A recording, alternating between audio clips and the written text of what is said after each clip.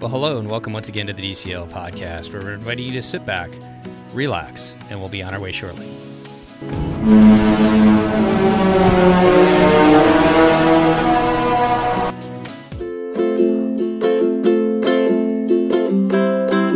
Welcome back to the DCL podcast, your podcast to help your family cruise a little smarter, except for when you're not cruising. And I'd like to welcome back to the show for a quick little Minisode talking all about Aulani. How you doing today, Wake? Good morning. You just got back late last night from an all-girls trip to Aulani. I know. Who let you out of the house? I know. Yeah, it was a good deal. Yeah. It was actually almost to the month, 25 years since I have gone away with my two very best friends from college. Yeah, so about time to do that again, it was time. Right? Yeah. Well, I mean, 2 of those years, you could help yourselves with the little pandemic and everything like that. Well, it's only 23 years. Only 23 years, yeah. Darn kids get in the way. Yeah, anyways, I thought we'd just do a quick talk about Aulani today. We haven't talked about it in a while. I know a lot of our listeners spend time over there in Hawaii, especially those of you with DVC points, being able to use them and a lot of us that do have DVC points have racked them up over the last 2 years and have not been able to use them as much by going down to the parks. So a lot of people have pivoted and gone over to Aulani to use them. Yep. So I guess just what were your overall thoughts about getting back there? We were there last spring break, but this time you got to go with your 2 friends. What was it like getting back to Aulani? It was definitely more crowded than it was before, in 2021 when we were there, which was a good thing, I felt like. Kind of felt more normal. I guess I'll start with, so when we arrived, I mean, the mid-afternoon time is kind of the chaotic arrival time. It was sort of hard to tell which things were pandemic changes, or post-pandemic, we don't have the staff that we used to have kind of changes, and what were just procedural changes, if that makes sense. So, and then what also was different in maybe just me being the only adult that knew what was going on, differences too. Like in past times, it seems like we have pulled up with our rental car, been able to check in at the DVC desk right at the door, and been able to go and self-park our car with or without a key. So this time, there's no DVC desk at the door, but that's been that way a while. Through the pandemic. Yeah. And I think that's a staffing issue. They just don't have somebody to sit out there all of the time, which was fine. This time, there was actually an online check-in line at the front desk, which was nice. Apparently, you cannot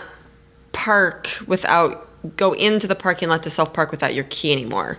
So they unloaded the car, we had to go in to check in, and the valet took the car because it's the chaotic time of the day. They can't have 58 cars sitting out there. People can't get through.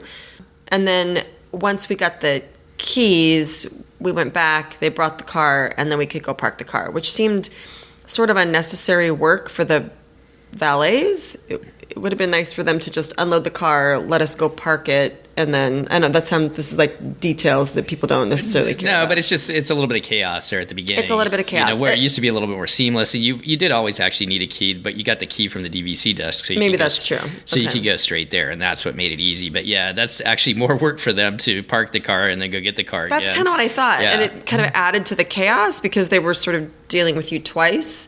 And then it was just it was confusing because it's a change and it's chaos, and they're trying to tell you what's quick. They don't have 58 minutes to sit there and talk to you about it either. Right. So anyway, but it was, once I kind of figured out what was going on there, the check-in process was super easy. Our room was ready.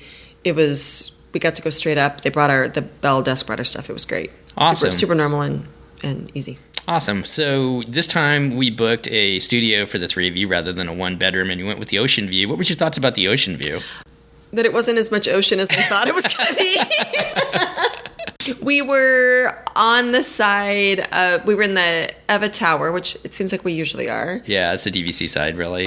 And it was, they're like V-shaped. The room, the balcony's flat, but the room is V-shaped going out to the balconies. So we had a view of the luau area, which was actually kind of cool because we got to see the luau show twice from the balcony.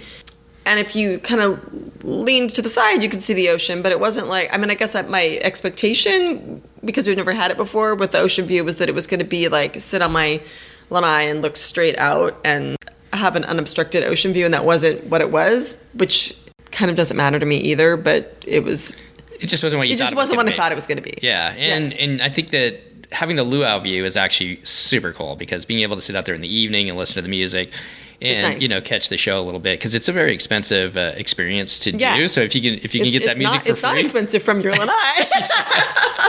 because normally the only music we hear is the air conditioning from our normal. Right, which I did get to see from just off in the distance. Because I felt comfortable. I always booked a cheap room, so that's why I'm going back on that. But yeah, good to be able to see that. But I think you kind of had a thought as far as maybe doing the pool view might be better, so a little bit less points looking out at the pool, but still with kind of that ocean view on the side. Because if we had booked a pool view, we would have had basically the same view of the ocean that we had with the ocean view, but it would have been less points. Yeah, and one thing that I'm not going to go too sideways on this, but they do close the pools early. Do you remember what time they closed the pools? At 6, Wow, that's way early. It was way early. So in pre-COVID times, like one of our favorite things to do was generally on the first night that we would get there or first day, throw on our suits, head to the pool, eat it off the hook, and then go do the slides in the lazy river after dark, which was always kind of fun.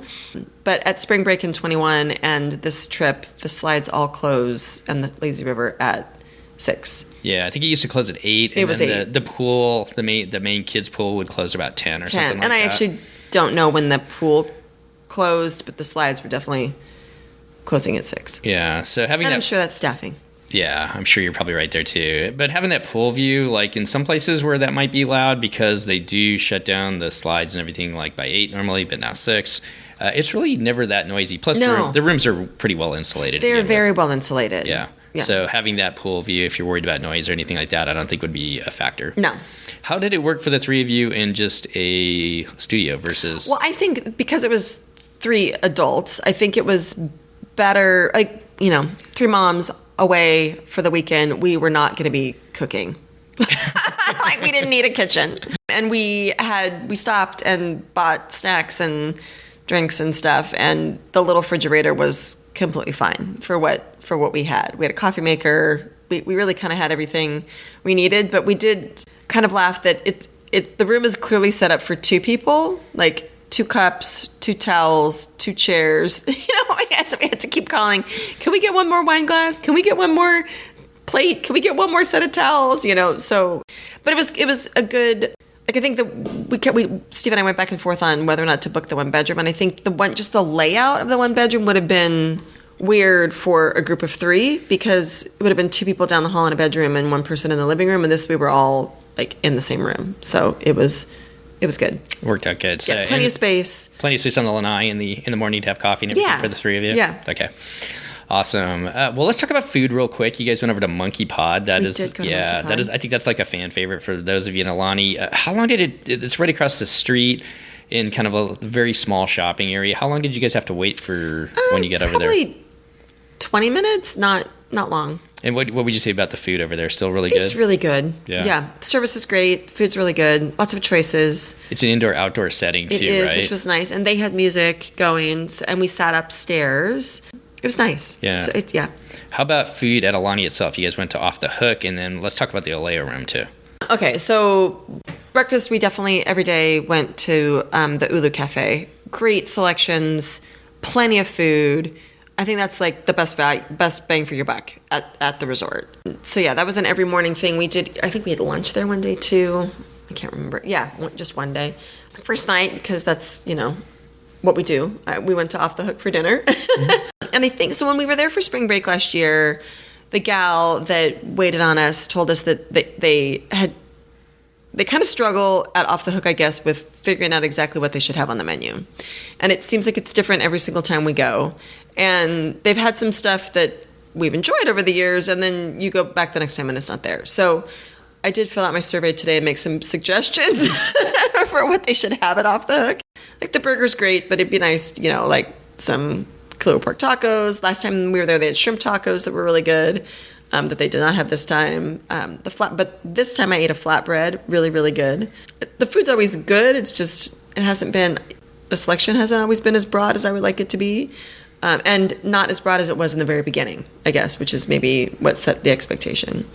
The last night, we went down to the Oleo room, and it poured rain on Monday afternoon.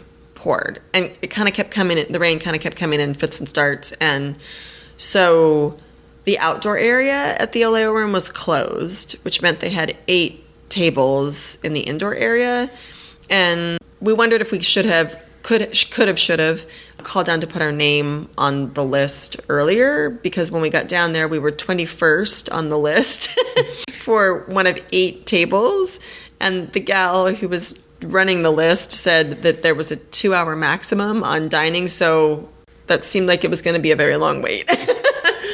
But we did take out. You can order off their menu and do takeout, which took like 15 minutes. So we got sushi and a bottle of wine and went back up to our room. So the food was really good. It would have been fun to sit down there, but it was a weather issue, not anything else. And normally they have music going most nights, which they did not, and I think because that guy said they sit outside. Yeah, it's outside. So that is a great place, especially in the evenings if you want to have like a little escape for couples or something like that. Yeah. But families go down there too. They usually have traditional Hawaiian music with some really good and generally some well-known people from around the islands performing there. So the only other food thing I would touch on, and this has been talked about before, is makahiki, which that's their main dining room. I think it's prefixed right now still. Yeah. And you can make reservations for that. If you are going and you want to do that, I highly recommend making reservations as soon as you can. I'm not sure exactly what that time frame is. I don't know if it's 60 days or not. But you're definitely going to want to do that, because if you wait to get there, generally it's going to be full. It's going to be all filled up. But a good alternative to that is to go across the street to Monkey Pod, because the food's just as good. And generally, you get anywhere between a half hour to, I think the most I've heard people say is about 45-minute wait or something like that, depending upon the night. Maybe Friday or Saturday night it might be a little bit busier, but... Also, the ABC Marketplace in that little shopping center across the street has like a whole deli with hot food that at reasonable prices, which I haven't eaten, but I always look at it and think, oh yeah, I forget that you can eat there too. Yeah, I use that a lot when I go to Maui on the road, just for the airline and stuff like that. They have breakfast, they have lunch, and then they usually have some kind of hot items for dinner as well. So I've seen people do that, like if you're going out to explore the island that day, maybe going over and grabbing sandwiches from the ABC store to take with you around the islands, or even just grabbing breakfast there rather than, doing the breakfast in your room or whatnot, if you want to get on your way a little bit faster. So how about the pool area itself? Pretty busy. Sometimes, like if you want to be around the main pool, you got to get down there early. People are scamming those seats and everything like that. But how about you for where we usually sit? There were usually, even in like the main pool area, by 8, 9 o'clock, it didn't seem as crowded. It seemed like there were still chairs available. I guess if you have children of the age where you need to be close by the pool to make sure you see them. We usually sit down in a little area kind of in front of what used to be Ama in between there and the walkway, and there are always chairs there, and it's nice and quiet, and you can see the ocean. It's super easy to find a spot, super comfortable. We would like go down, throw our stuff on chairs, go grab breakfast at the grab and go, and then go back and sit in our chairs and have breakfast there. Nice. I think that spot is the reason why we bought DVC. I think it is too. Yeah, I was just what I told my girlfriends that this is why we come here. Is this right here? And there's the poolside, drinks and food. People come by there and they'll deliver food. It's great. You have a new favorite drink, or you got a new favorite drink? Oh, yeah. So they have this coconut mint mojito that was like a shake. It was lovely. Sounds good, like on a hot day too. Yeah, it was really, really good. What's your normal one that you like? I forgot. Well, there used to be some kind of mango thing that I liked, and that they don't have anymore. But this was a new. I do like a Mai Tai. Yeah, that's always good. Yeah. There is if you're a DVC member, if you go to the Oleo room, at least in the past, there's a DVC drink that you can get, which is at a reduced price. So if you have your DVC member card on your phone, you can show them that you're a DVC member. We're not going to get into it too much, but there's a little bit of a... There was a little bit of a kerfuffle with the DVC membership situation. So we'll just say this. If you... Read the emails that DVC send you. Right. So Anawake is an associate member under our DVC, and as such, she does not have a card that she can put on her phone. We're going to have to work with DVC to have that happen so that she's an actual DVC member too. We just didn't set it up when we bought our contracts. So when we initially bought our first round of DVC points, we did it on a cruise ship, and Steve went down to do it, and I was packing and didn't want to be bothered to go down and sign paperwork, and so 10 years later, I didn't get my sparkly wristband or I discounted the store. I was like, but I just needed to pack. Yeah. So I think most of us travel together as families as DVC members, but if your significant other is going somewhere and does not have is an associate member, just be wary of that, I guess. That's something that with the changes now that they have where you don't have just that blue card, which you can show them, that was something that affected you guys. I mean, the big thing was you just didn't get the 10% discount at the shops, but one of the shop ladies actually did. Actually did anyway, so which was fine. So it all works out. Let's talk about the shops just real quick. How about merchandise? Did they have some cool Aulani merchandise? Because that's one of the few things that, I mean, Aulani's one of the few resorts where they actually make some individual merchandise for the resort itself. So they basically have the one store that is heavier Disney, and then the store that's more Hawaii, I guess, if that makes sense. Yeah, it's kind of adult and everything. Right. And so that's, there's some good stuff, some, good bags, good, like, decor type stuff, cute clothes. One of my girlfriends bought a towel, like a Hawaii towel, and a Christmas ornament. So, yeah, cute stuff. Gotta have that Christmas ornament, right? Gotta have a Christmas ornament. Okay. What else haven't we talked about? You guys didn't do the spa or anything like that? Was that open? Do you know? Spa. It was open. The spa was open. I'm trying to think of the only things that were, like, Auntie's Beach House was not open for the kids. Let's talk about the mixology class, which you wouldn't have been able to go to anyways because you didn't have a DVC card. But a good thing to know is every day they have a lot of activities similar to the cruise ship. But if you don't get up early to get those registered, I think I would have had to have done it maybe even prior to arrival. Okay. Because it was like 9:30 in the morning that I was down there asking, and it was full. Yeah, I know in past there's the kind of community hall down there. There's a name for it. It's kind of Puahana. Okay, there's a community hall, and usually that's where you can get DVDs if you want to take them up to your room. They did crafting there, the ukulele classes and stuff like that. And usually I've seen lines. The last time we were there, I saw lines in the morning. People lined up at like 7:00 in the morning to be able to sign up for whatever's going on that day. I'm not sure if it exactly works that way still, but maybe that's something I need to look into, and we'll put in the show notes or something like that. Okay. They do have there's a new DVC member lounge. Oh, where's that at? Like when you come in from the parking, where they used to have their little, like, it used to be their office. Oh, yeah. But now it's like a big lounge area. Oh, okay. And I did poke my head in there and, ask what it was, and they said it was the member lounge, and then we were in a hurry to head someplace else, but then as we walked away, I said, well, I guess Steve will enjoy that. Well, did you see what they had in there? I didn't really go in. I didn't go in all the way. Just know that it was open and it was staffed. Well, that's kind of nice that they got, because sometimes you get there early and your room's not ready, and maybe you don't want to go out and be in the sun right away or something like that, or you just need a moment to relax before you head out in the sun. Yeah, so it was nice. Yeah, it's nice. It looked nice. Yeah, it's nice to have that. Or, well, you can send your wife and the kids or your husband and the kids in there while you check in and stand in that line. Right. No, I'm just kidding. Yeah. All right. Just a couple more things to touch on in our little mini-sode here. You guys went up to the North Shore. We did. To go see the turtles up on the beach that my mom works at. Yep. Thoughts about going up to Haleiwa? I do enjoy Haleiwa. There's lots of restaurants, lots of little shops. Matsumoto Shave Ice. Huge line there. And yeah, so even the Turtle Beach, they have a whole big parking lot now, and there's actual crosswalks and just better improvements than in past years. What's the name of the beach again? Laniakea. So it is just east of Haleiwa. You kind of can't miss it if you head on the only highway out of Haleiwa east. It's where the big parking lot and all the people are. Yeah, it's the first beach you're going to come to with the parking lot. Like you said, you can't miss it. There's not always turtles there, but a lot of times turtles do come up there. There were no turtles on the beach. There were dozens of turtles. There's like a rock or coral, whatever, shelf they feed from, and there were dozens of turtles feeding along the shelf, and one started to come in to bask on the beach, but it wasn't a super warm day, so I think they weren't feeling the need to get out of the water. It wasn't going to be as sunny and warm as they wanted it to be, I guess.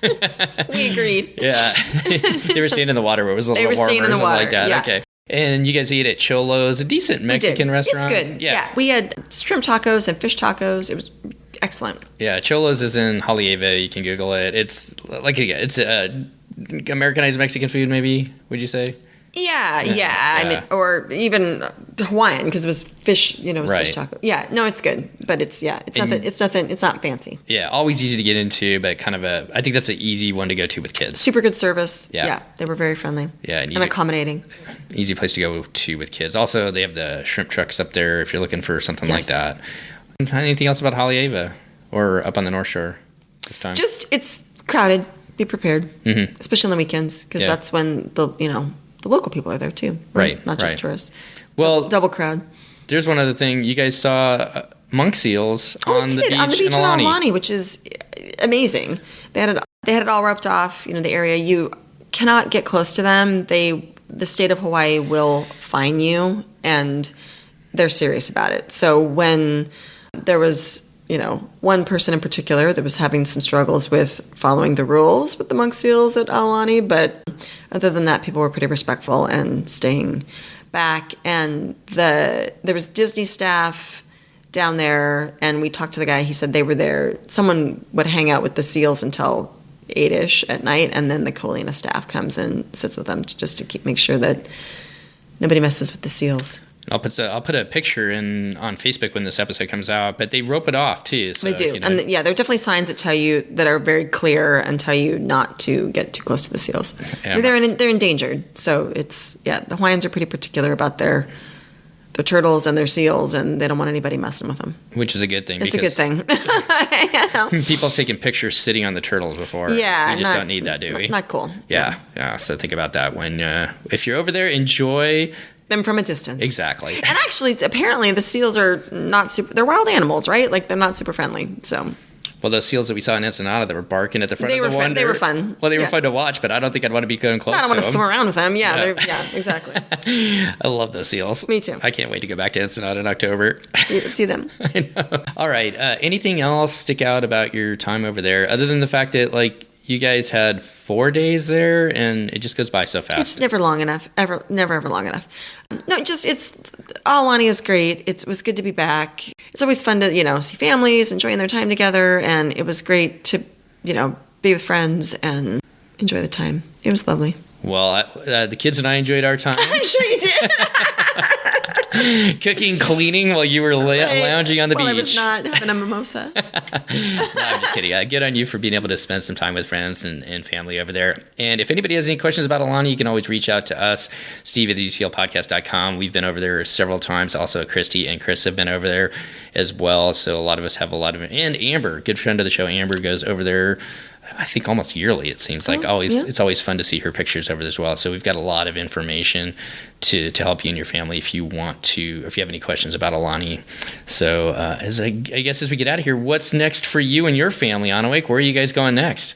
Well, immediately next to Central Oregon for a swim meet this weekend. I was thinking more vacation-wise.